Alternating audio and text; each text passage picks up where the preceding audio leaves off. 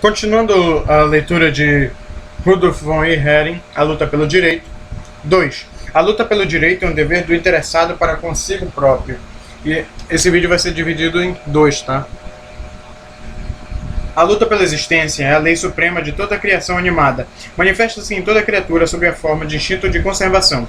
Entretanto, para o homem não se trata somente da vida física, mas conjuntamente da existência moral, uma das condições da qual é a defesa do direito. No seu direito, o homem possui e defende a condição de sua existência moral.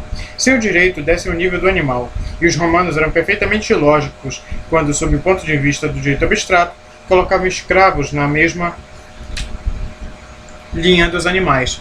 A defesa do direito é, portanto, um dever da própria conservação moral. O abandono completo, hoje impossível, mas possível em época já passada, é um suicídio moral. Ora, o direito não é mais do que a soma das diversas instituições isoladas que o compõem, física ou moral. Cada uma delas contém uma condição de existência particular, física ou moral. A propriedade da mesma forma que o casamento, o contrato da mesma forma que a honra, o abandono de todo o direito. Mas o que em todo caso é possível é o ataque de um estranho a uma destas condições, e repetir este ataque é o dever do interessado. Com efeito, não é suficiente a garantia puramente abstrata destas condições de vida por parte do direito.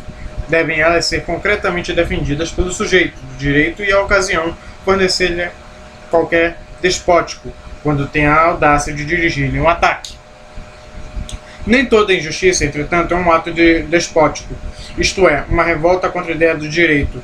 O possuidor de uma coisa minha, que se julga dela proprietário, não contesta a minha pessoa a ideia de propriedade. Pelo contrário, invoca em seu favor. Toda disputa entre nós consiste unicamente em saber quem é o proprietário.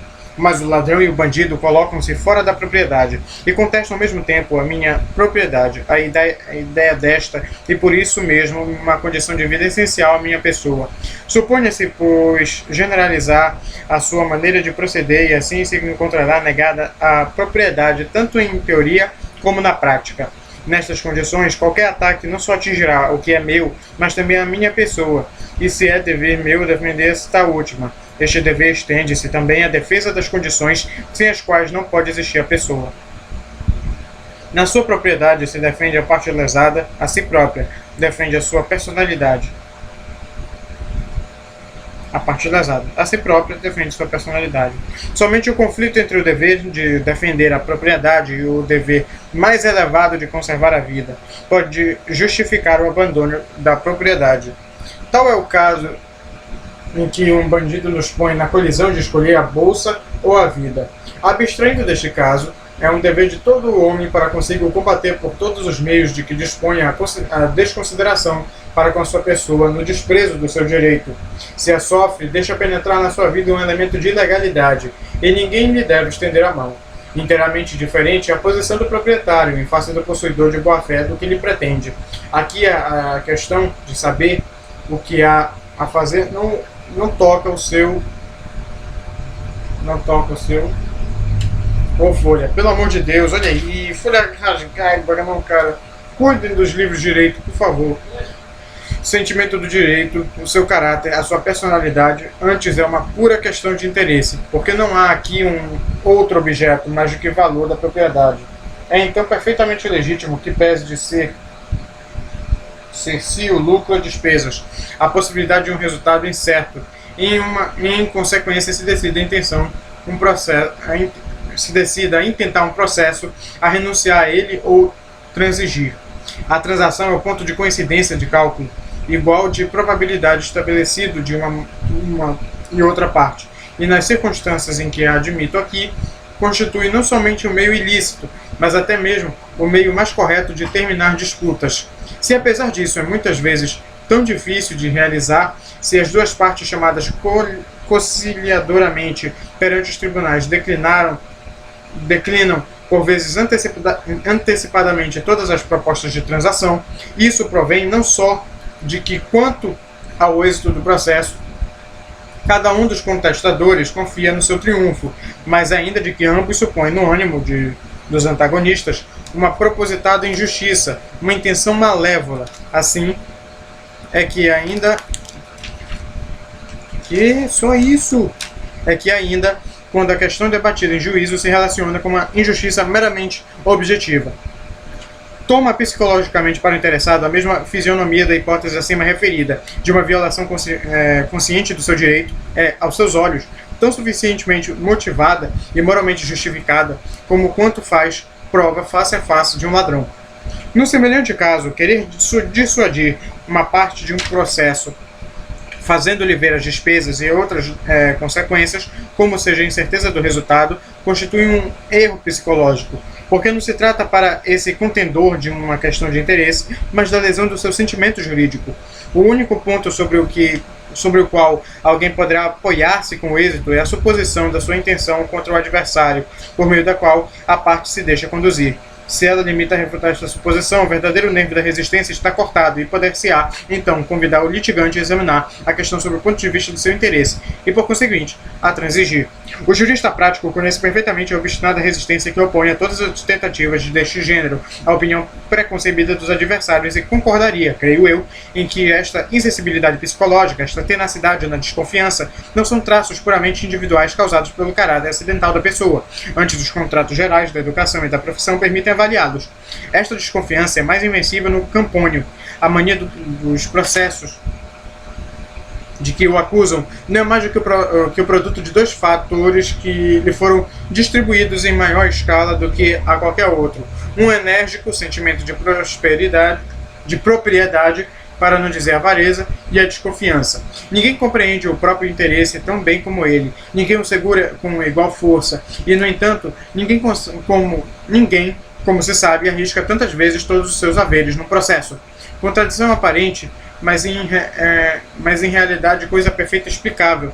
Com efeito, é precisamente o sentimento da propriedade tão energicamente desenvolvido nele que lhe faz sentir tão fortemente a dor de uma lesão à sua propriedade e que torna tão mais viva a reação. A mania de questionar do Campônio não é mais do que a aberração que a desconfiança causa no seu sentimento de propriedade e que, como aqui o ciúme causa amor, acaba por voltar o seu esforço contra si própria e assim destrói precisamente o que queria salvar. O direito romano antigo oferece-nos uma interessante constatação do que acabo de dizer. A desconfiança do Campônio, que em todo o conflito jurídico fareja a intenção perversa do adversário, tomou lá unicamente a forma de regras de direito. Em toda parte, menos nos casos em que cada uma das partes litigantes pode estar de boa fé, a que sucumbe deve expiar por uma pena a resistência que opôs ao seu direito do adversário. O sentimento jurídico excitado não se satisfaz com o simples restabelecimento do direito. Reclama ainda uma satisfação particular para a contestação que, maldosamente ou não, o adversário tenha oposto ao seu direito. Se os nossos camponeses de hoje tivessem de fazer o direito, seria ele provavelmente o mesmo que os dos seus confrates da antiga Roma. Mas mesmo em Roma, a desconfiança foi vencida na origem pela civilização mediante a precisa distinção estabelecida entre as duas espécies de injustiça, a injustiça criminosa e não criminosa, ou subjetiva e objetiva. A injustiça sempre vem sem prevenção na frase de Hegel. Esta distinção da justiça subjetiva ou objetiva é, tanto no ponto de vista legislativo como no ponto de vista científico, de uma importância extraordinária.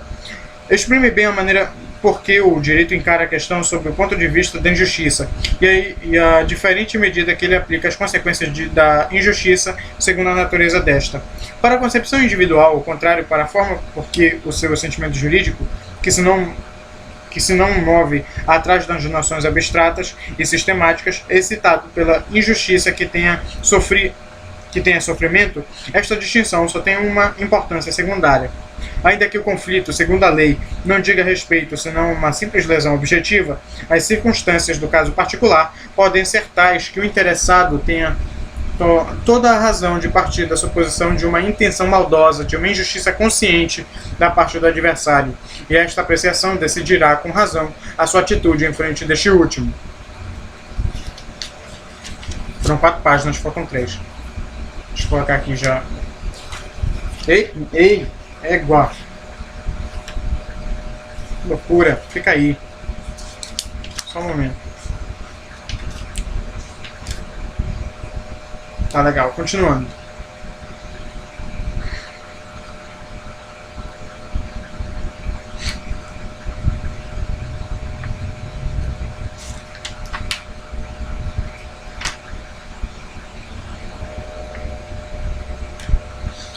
tenha toda a razão de partir de uma intenção maldosa, tá consciente, tá. Se contra o herdeiro do meu devedor, que ignora a dívida e exige antes de pagar que eu cumpre o direito, me dá peraí, que eu tô meio perdido agora. Mitigando o adversário. Tá legal. Tá. Se contra o herdeiro do meu devedor, que ignora a dívida e exige antes de apagar que eu prove. O que foi isso? Que eu prove, o direito me dá exatamente a mesma conditio ex mutio que contra o próprio devedor, que nega descaradamente o empréstimo ou se recusa, sem fundamento, a restituí-lo, e isto não me impedirá de considerar, muito diferentemente, a conduta de um e a de outro, e de proceder em consequência da harmonia com minha consideração.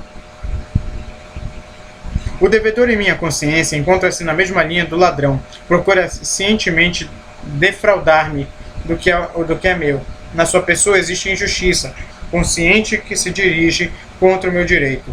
O herdeiro do devedor, pelo contrário, equipará-se ao possuidor de boa-fé do que é meu. Não contesta que lhe é próprio, seja o devedor, e tudo que acima deixo dito do possuidor de boa-fé a eles se aplica.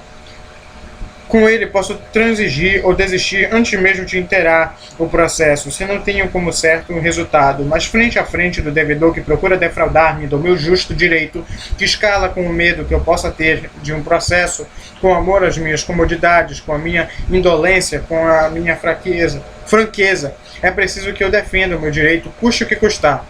Se ou não faço, abandono-lhe não só este direito, mas o direito todo. Mas o povo de Sear talvez sabe então que o direito de propriedade e o de resistência são condições da existência moral da pessoa? Sabê-lo-á? De forma alguma, talvez. Mas outra coisa é ver se ele tem o sentimento, e eu espero demonstrar que efetivamente o tem. Que sabe o povo, por exemplo, dos rins, dos pulmões, do que está lá. No entanto, sente qualquer uma dor viva nos pulmões, nos rins ou no fígado, e logo compreende o aviso que este mal lhe dirige. A dor física é o sinal de uma perturbação no organismo, da presença de uma influência inimiga que abre-nos os olhos sobre o perigo que nos ameaça, e pelo mal que essa dor nos causa, adverte-nos da necessidade de tratamento. Sucede exatamente o mesmo com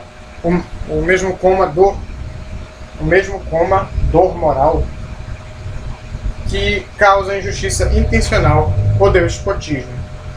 De intensidade diferente, precisamente como a dor física, segundo a diferença da sensibilidade subjetiva, segundo a forma e o objeto da lesão, de que nos ocuparemos mais adiante, não se manifesta ela menos como a dor moral em todo homem que não está inteiramente embrutecido, isto é, que não está habituado aos golpes da ilegalidade. Entes lhe provocam a mesma reação que a dor física. Não esta reação tendente a pôr fim imediato ao sentimento de dor, mas a mais ampla e tendente a recobrar a saúde, que enfraquecia um sofrimento inativo.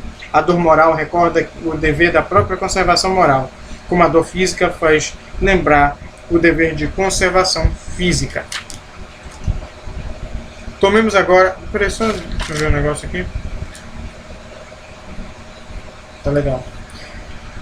Tomemos agora um caso menos duvidoso, como o da lesão de honra e a corporação em que o sentimento da honra atingiu um mais elevado grau de sensibilidade, a dos oficiais. O militar que pacientemente suportou uma ofensa à própria honra incompatibilizou-se com sua profissão. Por quê? Porque defender a honra é um dever para toda a gente. Mas por que levarão os militares mais longe o cumprimento deste dever? Certamente porque sentem, e com razão, que a corajosa afirmação da personalidade é para eles precisamente uma condição indispensável na sua posição, e que um corpo que pela sua natureza deve ser a encarnação da coragem pessoal, não saberia sofrer a pusilanimidade dos seus membros sem se rebaixar a si próprio. Compare-se, entretanto, o camponês, este homem que defende a sua propriedade com uma tenacidade extrema, mostra uma estranha insensibilidade no que respeita à honra. Como se explica isto? Pelo mesmo sentimento exato das condições particulares da sua existência.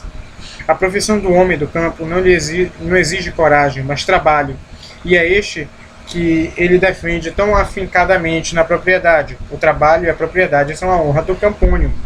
Um campônio mandrião, que descure as suas terras ou que dissipe estovadamente os seus bens é tão desprezado pelos da sua classe como pelos colegas, ou é um militar que não seja cioso da sua honra. Nenhum Campônio censura outro por em razão de uma injúria não ter intentado uma pendência ou um processo, da mesma forma que nenhum militar recrimina o outro por não ser um bom administrador. Para o Campônio, o campo que cultiva e o gado que cria são a base de toda a sua existência, e contra o vizinho que por meio da charrua lhe tirou alguns pés de terra, ou contra o marchante de gado, um processo conduzido à mais exasperada paixão, a mesma luta pelo direito que o militar sustenta de espada em punho contra aquele que atingiu sua honra. Ambos se sacrificam sem reservas. As consequências, essas lhes são absolutamente indiferentes, e afinal, devem assim proceder, porque com isso, nada mais fazem com que obedecer à lei particular de sua conservação moral. Ora, ponham-se estes homens nas cadeiras dos jurados. Submeta-se aos oficiais um delito contra a propriedade e aos camponeses um delito contra a honra. Faça-se depois a prova inversa e ver-se a diversidade dos seus julgamentos. Está averiguado que não há juízes mais severos para os delitos contra a propriedade do que os camponeses, e ainda que pessoalmente não tenha este respeito experiência alguma, eu apostava em como, no caso certamente muito raro, em que um camponês tivesse intentado uma ação por injúrias, o juiz teria muito menos dificuldade em lhe fazer aceitar propostas de transação do que numa ação dirigida pelo mesmo homem, por uma questão do meu e do teu. O camponês da Roma antiga contestava-se com 25 ases por uma bofetada, e quando lhe haviam estourado um olho, permitia que o assediassem e terminava por transigir em lugar de pagar na mesma moeda ao adversário. Em compensação, porém, reclamava da lei o direito de guardar como escravo o ladrão que o surpreendesse em flagrante, mesmo de o matar se resistisse, e a lei lhe consentia. Além, tratava-se exclusivamente da sua honra. Aqui tratava-se dos seus bens, da sua fortuna. Completemos a comparação com o exemplo do comerciante. O que é para o militar a honra? A manutenção do seu crédito é para ele uma questão de vida, e aquele que o acusa de negligência no cumprimento das suas obrigações atinge-o de maneira muito mais sensível do que se pessoalmente o injuriasse ou o roubasse. É em razão dessa situação particular do comerciante que os códigos modernos têm cada vez restringido mais e mais a sua pessoa, e aqueles que lhe podem ser assemelhados às penas de falência simples e de falência fraudulenta. Estas últimas explicações não têm por fim constatar que o sentimento jurídico apresenta uma sensibilidade diferente segundo a diversidade da posição e da profissão, visto que avalia o caráter ofensivo de uma lesão do direito unicamente pelo interesse que uma classe pode ter e não a sofrer. Este mesmo fato não deve servir-me senão para colocar no lugar próprio uma verdade de certa maneira importante, a qual é dentro do seu direito, que dentro do seu direito defendem cada interessado as condições morais da própria existência.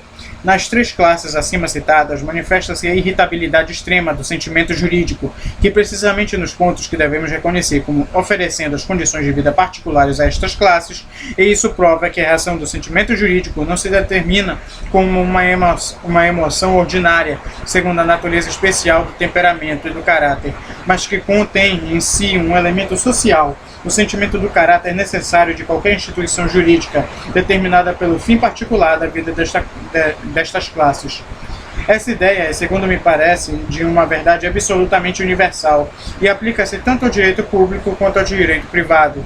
A mesma suscetibilidade que manifestam as diferentes classes sociais relativamente à lesão de todas as instituições que constituem fundamentalmente a base de sua existência, e observa-se igualmente entre os diversos estados em relação às instituições em que se manifesta o realizado princípio particular da sua vida. O termômetro da suscetibilidade, por isso mesmo, a medida do valor que os estados ligam a estas instituições, é o direito criminal.